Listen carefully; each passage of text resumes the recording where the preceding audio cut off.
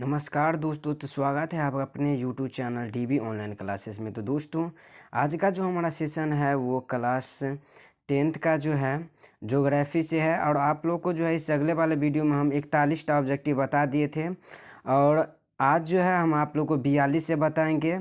और इस चैप्टर का जो है वीवीआई ऑब्जेक्टिव हम आप लोग के लिए लाते हैं। तो इसलिए प्लीज़ वीडियो को पूरा देखिएगा और अच्छा लगे तो प्लीज़ वीडियो को लाइक करके और चैनल को सब्सक्राइब कर लीजिएगा। तो चलिए स्टार्ट करते हैं। इससे पहले वाले वीडियो में हम आप लोग को 41 तक वीडियो ऑब्जेक्टिव बता दिए हैं। अगर आप लोग नहीं देखे हैं तो प्लीज़ उस वीडियो को जा कर के देखिएगा कि भारत संसाधन एवं उपयोग का जो है एक ऑब्जेक्टिव का क्लास हो चुका है। तो चलिए हम अब बढ़ते हैं क्वेश्चन की ओर। क्वेश्चन 42 क्या कह रहा है कि प्राकृतिक संसाधनों के संरक्षण के तहत 1968 ईस्वी में कौन सा कन्वेंशन हुआ था।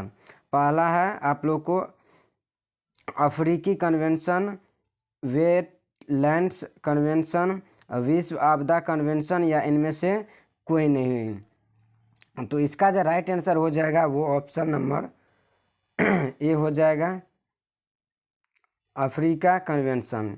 कौन सा अफ्रीकी कन्वेंशन हो जाएगा। तो चलिए आगे बढ़ते हैं। ये 43 नंबर क्वेश्चन है और 43 नंबर क्या है कि राष्ट्रीय जल नीति भारत में कब लागू हुई। यानी राष्ट्रीय जल नीति जो है भारत में कब लागू हुई, 2000 में, 2001, 2002, 2003 में। तो इसका जो राइट आंसर हो जाएगा वो ऑप्शन नंबर सी, यानी राष्ट्रीय जल नीति जो भारत में लागू हुई थी वो 2002 ईस्वी में हुई थी। चलिए आगे बढ़ते हैं।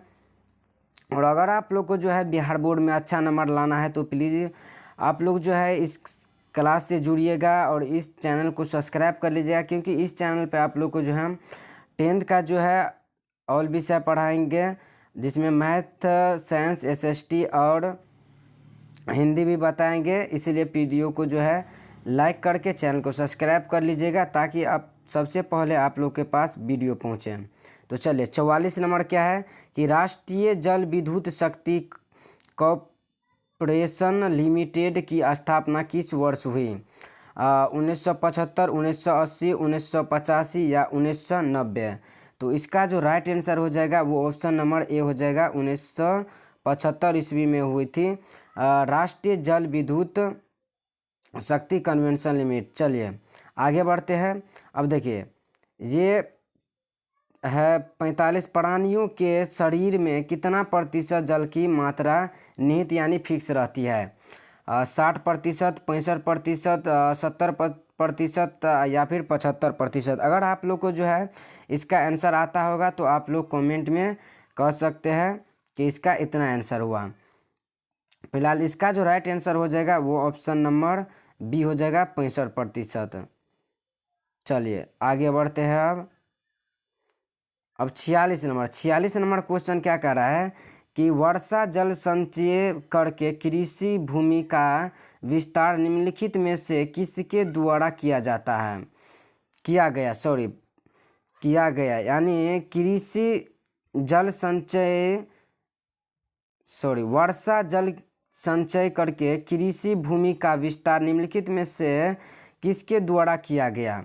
संदीप पांडे, मेघा पाटेकर, अन्ना हजारे या फिर नाना पाटेकर। तो इसका जो राइट आंसर हो जाएगा वो ऑप्शन नंबर ए हो जाएगा, Sandeep Patekar. Option number A इसका राइट आंसर हो जाएगा। चलिए अब आगे बढ़ते हैं। अब ये 47 नंबर क्या है कि सबसे बड़े जल संग्रहण केंद्र कौन होते हैं। यानी सबसे बड़े जल संग्रहण केंद्र कौन होते हैं। महासागर, नदी, पोखर या फिर कुआं। तो इसका जो राइट आंसर हो जाएगा वो ऑप्शन नंबर ए हो जाएगा, महासागर। कौन सा, ऑप्शन नंबर ए इसका राइट आंसर हो जाएगा। महासागर ही जल का संग्रह का बड़ा केंद्र होता है। तो चलिए ये है आप लोग का 68 नंबर क्वेश्चन, 48 नंबर। और 48 नंबर क्या है कि बिहार में अति जल दोहन किस तत्व का संकेंद्रण बढ़ा है। फ्लोराइड, क्लोराइड या आक्रोसिन या फिर लौह। आर्सेनिक। तो इसका जो राइट आंसर हो जाएगा वो ऑप्शन नंबर सी, इसका राइट आंसर हो जाएगा आर्सेनिक। तो इसका राइट आंसर हो जाएगा ऑप्शन नंबर सी। तो चलिए आगे बढ़ते हैं, और आप लोग को जो है इस चैप्टर में जितना ऑब्जेक्टिव है आज हम इसको बताने जा रहे हैं। अब एक और क्लास इसमें होगा। अभी तक हम आप लोग को 80 तक क्वेश्चन इसमें बताएंगे, और जितना ऑब्जेक्टिव इसमें चैप्टर में है सब का सब हम बताएंगे। तो इसलिए वीडियो को पूरा देखिएगा। तो चलिए अब देखिए ये क्वेश्चन देखिए कितना बार पूछा गया है। 2014, 2016, 2019 में पूछा गया है कि वृद्ध क्षेत्र में जल की उपस्थिति के कारण ही पृथ्वी को कहते हैं, यानी जल के अधिक उपस्थिति के कारण जो है पृथ्वी को हम क्या कहते हैं? उजला ग्रह, नीला ग्रह, लाल ग्रह या फिर हरा ग्रह। तो आप लोग को पता होगा कि पृथ्वी जब जल की उपस्थिति ज़्यादा हो जाता है तो इसको हम क्या कहते हैं? इसे हम नीला ग्रह के नाम से जानते हैं। तो ऑप्शन नंबर बी इसका राइट आंसर हो जाएगा, ऑप्शन नंबर बी। तो चलिए अब ये फिर आ गया कि वही वाला क्वेश्चन कि प्राणियों के शरीर में कितना प्रतिशत जल का मात्रा निहित होता है? तो ऑप्शन नंबर आप लोग को बताए थे इसमें सी 65%। तो चलिए आगे बढ़ते हैं। अब 51 नंबर क्या है कि कुल जल का कितना प्रतिशत भाग महासागरों में संचित है? यानी हमारे पृथ्वी पे जितना भी जल है उसमें से कितना प्रतिशत भाग जो है महासागरों में संचित है? ऑप्शन है आप लोग का 9.5%, 95.5%, 96% या फिर 96.5%। तो इसका जो राइट आंसर हो जाएगा वो आ जाएगा आप लोग का 96.5%। तो ऑप्शन नंबर डी इसका राइट आंसर हो जाएगा, ऑप्शन नंबर डी। तो चलिए आगे बढ़ते हैं। अब देखिए 52 नंबर क्वेश्चन क्या है कि गोविंद सागर कृत्रिम जलाशय संबंधित है, किससे संबंधित है? रिहनंद बांध से, हीराकुंड बांध से, भाखड़ा नालंद बांध से या फिर नरोड़ा बांध से। तो इसका जो राइट आंसर हो जाएगा वो हो जाएगा भाखड़ा नालंदा बांध से इसका संबंध है। तो ऑप्शन नंबर सी इसका राइट आंसर हो जाएगा। तो चलिए आगे बढ़ते हैं। अब 53 नंबर क्या है कि सर्वाधिक वर्षा होती है, सर्वाधिक ज़्यादा से ज़्यादा वर्षा जो है कहाँ होता है? पूर्णिया में, चेरापूंजी में या फिर कोरची में या फिर मावसिनराम में। तो इसका जो राइट आंसर हो जाएगा वो हो जाएगा ऑप्शन नंबर डी, इसका राइट आंसर हो जाएगा मानसीराम में जो है सर्वाधिक वर्षा होती है। चलिए अब 54 नंबर क्या है कि सरदार सरोवर बांध किस नदी पर बनाया गया है? सरदार सरोवर बांध जो है किस नदी पर बनाया गया है? गोदावरी नदी पर, नर्मदा नदी पर, कावेरी नदी पर या फिर सतलज नदी पर। तो इसका जो राइट आंसर हो जाएगा वो हो जाएगा ऑप्शन नंबर इसका बी हो जाएगा, नर्मदा नदी पर जो है सरदार सरोवर बांध बनाया गया है। तो चलिए आगे बढ़ते हैं। अब देखिए भैंसा लोटन बांध किस नदी पर बनाया गया है? भैंसा लोटन बांध जो है किस नदी पर बनाया गया है? गंडक नदी, सोन नदी, गंगा नदी या फिर यमुना नदी। तो इसका जो राइट आंसर हो जाएगा वो हो जाएगा ऑप्शन नंबर ए, गंडक नदी पर जो है भैंसा लोटन बांध बनाया गया है। चलिए अब 56 नंबर क्वेश्चन क्या कर रहा है कि भाखड़ा नागल परियोजना किस नदी पर विकसित है? दामोदर, सतलज, सिंधु या फिर नर्मदा। तो इसका जो राइट आंसर हो जाएगा वो हो जाएगा ऑप्शन नंबर बी, सतलज नदी पर जो है भाखड़ा नालंदा परियोजना का विकसित है। तो चलिए आगे बढ़ते हैं। अब अगर आप लोग को जो है वीडियो समझ में आ रहा होगा तो प्लीज़ वीडियो को लाइक करके और ऐसे ऑब्जेक्टिव पढ़ने के लिए आप लोग जो हमारे चैनल से ज़रूर जुड़िएगा। तो चलिए तो देखिए 57 नंबर क्वेश्चन क्या कह रहा है कि दक्षिण भारत की सबसे बड़ी नदी घाटी परियोजना है, कौन है? तुंगभद्रा, सारवती, चंबल या फिर हीराकुंड। तो इसका जो राइट आंसर हो जाएगा वो हो जाएगा ऑप्शन नंबर बी यानी सारवती। कौन सा? सारवती इसका राइट आंसर हो जाएगा। चलिए आगे बढ़ते हैं। आप लोग को जो है इस चैनल पे हम सब कुछ का objective, math, physics, chemistry, biology जो भी होगा सब का ऑब्जेक्टिव हम बता रहे हैं। तो प्लीज़ वीडियो को जो है पूरा देखिएगा और प्लीज़ वीडियो को जो है लाइक करके चैनल को सब्सक्राइब कर लीजिएगा। तो चलिए आगे बढ़ते हैं अब कि दक्षिण भारत का सबसे बड़ी नदी घाटी परियोजना किस नदी पर बनाया गया है? दक्षिण भारत की सबसे बड़ी नदी घाटी परियोजना जो है किस नदी पे बनाया गया है? तुम्भ्रंदा, गंगा, कोसी या फिर गंडक नदी। तो इसका जो राइट आंसर हो जाएगा वो हो जाएगा ऑप्शन नंबर ए त्रिंगभद्रा। तो चलिए आगे बढ़ते हैं। 59 नंबर क्वेश्चन क्या है कि वन संरक्षण एवं प्रबंधन की दृष्टि से वनों को वर्गीकृत किया जाता है कितना वर्गों में? 3 वर्गों में, 4 वर्गों में, 3 वर्गों में या फिर 5 वर्गों में? तो इसका जो राइट आंसर हो जाएगा वो हो जाएगा ऑप्शन नंबर बी इसका राइट आंसर हो जाएगा 3 वर्गों में। चलिए अब आगे बढ़ते हैं। 60 नंबर क्या कह रहा है कि वन स्थित रिपोर्ट के अनुसार भारत में वन का विस्तार कितना है? यानी वन स्थित रिपोर्ट के अनुसार जो है भारत में कितना प्रतिशत जो है वन का विस्तार है?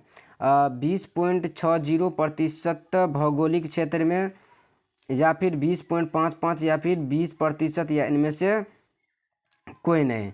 तो इसका जो राइट आंसर हो जाएगा वो हो जाएगा ऑप्शन नंबर सी इसका राइट आंसर हो जाएगा कि 20% भौगोलिक क्षेत्र में। चलिए आगे बढ़ते हैं। अब 61 नंबर क्वेश्चन क्या कह रहा है कि वन संरक्षण एवं प्रबंधन की दृष्टि से वनों को कितने वर्गों में बांटा गया है? 2 वर्गों में, 3 वर्गों में, 4 वर्गों में या फिर 5 वर्गों में? तो इसका जो राइट आंसर हो जाएगा वो हो जाएगा ऑप्शन नंबर सी यानी 3 वर्ग, ऑप्शन नंबर बी हो जाएगा यानी 3 वर्गों में। तो चलिए आगे बढ़ते हैं। अब क्या है कि विश्व में वन विकास में चीन के बाद भारत का कौन सा स्थान है? यानी विश्व में जो है वन विकास के मामले में जो है चीन के बाद भारत का कौन सा स्थान है? पहला, दूसरा, तीसरा या फिर चौथा? तो इसका जो राइट आंसर हो जाएगा वो हो जाएगा ऑप्शन नंबर बी यानी दूसरा स्थान है। चीन के बाद जो है भारत का दूसरा स्थान पे है कि वन का विकास के मामले में। तो चलिए अब आगे बढ़ते हैं। अब 63 नंबर क्या कह रहा है कि किस राज्य में वन का सबसे अधिक विस्तार है? यानी किस राज्य में जो है वन का सबसे अधिक विस्तार है? पहला है केरल, कर्नाटक, मध्य प्रदेश या फिर उत्तर प्रदेश? तो इसका जो राइट आंसर हो जाएगा वो हो जाएगा ऑप्शन नंबर सी यानी मध्य प्रदेश। चलिए अब आगे बढ़ते हैं। अब 64 नंबर क्या है कि पर्यावरण संरक्षण हेतु पहला विश्व शिखर सम्मेलन कहाँ हुआ था?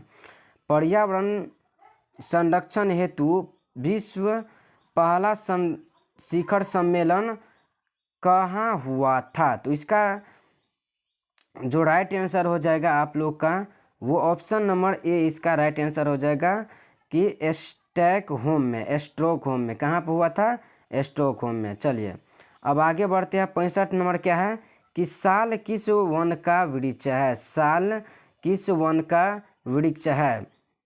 पहला है पतझड़ का, सदाबहार का, और सी है आप लोग का डेल्टाई का या फिर शुष्क का?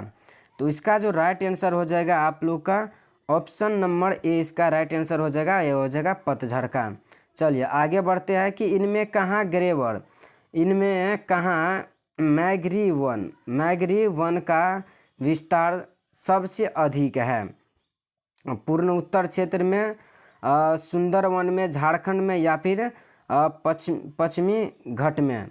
तो इसका जो राइट आंसर हो जाएगा ऑप्शन नंबर बी इसका सुंदरवन में इसका सबसे अधिक विस्तार है। तो चलिए आगे बढ़ते हैं। 67 नंबर क्या है कि मैग्रीव का सबसे अधिक विस्तार है? मैग्रीव का सबसे अधिक विस्तार है कहाँ पे है?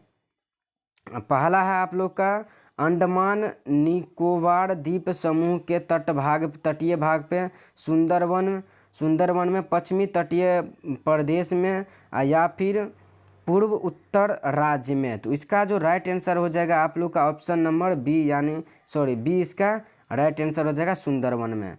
चलिए, और ये देखिए ये क्वेश्चन कितना बार आप लोग को पूछा गया, देखिए 13 में, 16 में, 18 में और 2021 में भी पूछा गया है कि बिहार में कितना प्रतिशत भौगोलिक क्षेत्र में वन का फैलाव है, यानी बिहार में कितना प्रतिशत जो है वन का फैलाव है। 15%, 20%, फिर 20%, सॉरी यहाँ पे 20, दोनों जगह 20 ही है, और या फिर 7%। तो इसका जो राइट आंसर हो जाएगा ऑप्शन नंबर डी, यानी 7% जो है बिहार में वन का क्षेत्र का फैलाव है। तो चलिए आगे बढ़ते हैं। अब देखिए 69 नंबर क्या है कि पूर्वोत्तर राज्य में 188 आदिवासी जिलों में देश के कुल क्षेत्रों का कितना प्रतिशत वन है? 75%, 80.05%, 90.03% या फिर 60.11%। तो इसका जो राइट आंसर हो जाएगा ऑप्शन नंबर डी हो जाएगा 60.11%। तो चलिए अब आगे बढ़ते हैं 70 नंबर। और 70 नंबर क्या है कि FAO की वानिकी रिपोर्ट के अनुसार 1948 ईस्वी में विश्व में कितने हेक्टेयर भूमि का विस्तार था? कितना प्रतिशत जो है भूमि का विस्तार था? 6 अरब हेक्टेयर में, 4 अरब हेक्टेयर में, 8 अरब हेक्टेयर में या फिर 5 अरब हेक्टेयर में। तो इसका जो राइट आंसर हो जाएगा वो ऑप्शन नंबर बी हो जाएगा 4 अरब हेक्टेयर में। चलिए अब आगे बढ़ते हैं। 71 नंबर क्या है कि 1951 से 1980 तक लगभग कितना वर्ग किलोमीटर वन क्षेत्र कृषि भूमि में परिवर्तित हुआ? 30,000, 26,200, 25,000, 35,500। तो इसका जो राइट आंसर हो जाएगा वो हो जाएगा ऑप्शन नंबर बी हो जाएगा 26,200। चलिए अगर आप लोग को जो है वीडियो समझ में आ रहा होगा तो प्लीज़ वीडियो को जो है लाइक करके चैनल को सब्सक्राइब कर लीजिएगा इसी तरह का वीडियो देखने के लिए। चलिए अब आगे बढ़ते हैं। 72 नंबर क्या है कि निम्नलिखित प्राकृतिक संपदाओं में किसका भंडार असीमित है? लोहा का, जल का, तांबा का या फिर चांदी का? तो इसका राइट आंसर हो जाएगा ऑप्शन नंबर बी, इसका राइट आंसर हो जाएगा। चलिए आगे बढ़ते हैं। 73 नंबर की निम्न प्राकृतिक संपदाओं में किसका भंडार जो है सीमित है, यानी फिक्स है कि रहेगा? कोयला का, हवा का, मिट्टी का या फिर सौर शक्ति का? तो इसका जो राइट आंसर हो जाएगा वो हो जाएगा कोयला का भंडार जो है सीमित है। चलिए अब आगे बढ़ते हैं। 74 नंबर। और 74 नंबर क्या है कि निम्नलिखित प्राकृतिक संपदा में किसका भंडार जो है सीमित है? 2-4 बार ये रिपीट हुआ है। पेट्रोलियम का, सौर शक्ति का, मिट्टी का या फिर हवा का? तो इसका जो राइट आंसर हो जाएगा वो हो जाएगा पेट्रोलियम का। चलिए आगे बढ़ते हैं कि ग्रेफाइड को और किस नाम से जाना जाता है? ग्रेफाइड जो होता है और उसको किस नाम से जाना जाता है? प्लेम वर्ग में, जिप्सम में, थोरियम में या इनमें से कोई नहीं? तो 75 का ऑप्शन नंबर ए जो हो जाएगा ऑप्शन नंबर ए इसका राइट आंसर हो जाएगा। चलिए अब आगे बढ़ते हैं कि एल्युमिनियम बनाने में किस खनिज की आवश्यकता पड़ती है, यानी एल्युमिनियम जो बनाया जाता है उसमें किस खनिज का जो है आवश्यकता पड़ती है? मैग्नीज का, टीन का, लोहा का या फिर बॉक्साइड का? तो इसका जो राइट आंसर हो जाएगा वो हो जाएगा बॉक्साइड का जो है एल्युमिनियम बनाने में इस खनिज का आवश्यकता पड़ती है। चलिए आगे बढ़ते। ये भी सवाल देखिए कितना बार पूछा गया है, समझ गए कि यूरेनियम का मुख्य उत्पादक स्थल है कहाँ पे है? डिगबोई में, झरिया में, घाटशिला में, जादूगोड़ा में। तो इसका जो राइट आंसर हो जाएगा, इसका राइट आंसर हो जाएगा ऑप्शन नंबर डी, यानी जादूगोड़ा में। चलिए अब 78 नंबर क्या कह रहा है कि पीतल बनाया जाता है। पीतल किससे बना जाता है? जास्ता से, तांबा जास्ता तथा टीन से, तांबा जास्ता से या फिर तांबा से। तो इसका राइट आंसर हो जाएगा ऑप्शन नंबर सी, यानी तांबा और जास्ता से पीतल बनाया जाता है। चलिए आगे बढ़ते हैं। अब फिर 79 नंबर देखिए कि लौह अयस्क है नवीकरणीय संसाधन की अनवीकरणीय की जैव संसाधन या फिर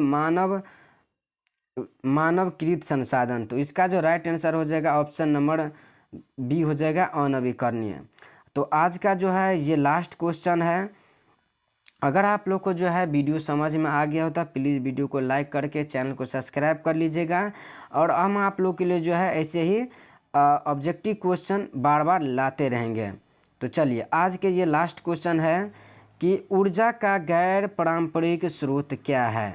इसका आंसर जो है आप लोग जो है कमेंट बॉक्स में दीजिएगा कि ऊर्जा का गैर पारंपरिक स्रोत क्या है।